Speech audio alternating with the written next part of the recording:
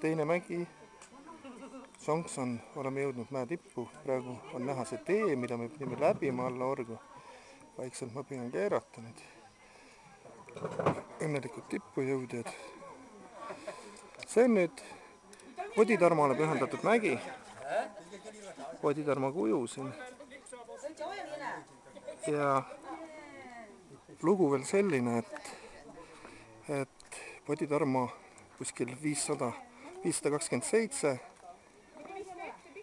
meie aja järgi India munk, kes tuli siia ja siin mäe sees ühes koopas mediteeris 9 aastat ja tema siis jälgis loodust lisaks meditatsioonile ja pani aluse just nimelt Shaolini boksile, millest kasvas välja kung fu või nagu meie teda tunneme täna kung funa. Ja tema pani ka aluse nagu selle Shaolini templi kasvule ja arengule. Nii et selline... Oota, ma ei saa praegu.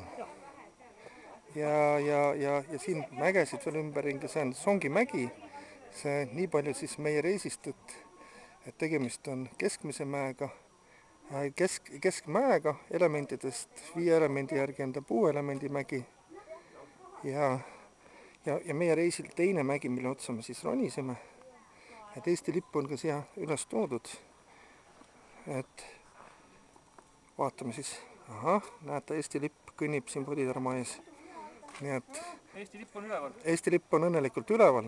Ja ma ei tea, ma eeldan, et vähemalt teist korda, et möödunud aasta me tõime, aga see aasta. Et saagu see asi järjepidevaks. Nii et ja meie retk jätkub, täna me käisime ka Shaolinis, Shaolini templis. Shaolinist üldse nii palju, et kung fu ei ole kuhugi kadunud, vaid traditsioonid on säilinud, pigem on kasvanud. Tänane Shaolin, seal on üle 100 kung fu kooli, nendest suurim on, kus õpib 16 000 õpilast. Ja kokku on linnas üle 50 000 õpilase poisi-tüdruku, kes eluaastates siis 6–15 elavad internaadi stiilis ja karmi askeetliku elu, õpivad ja treenivad päevast päeva koos.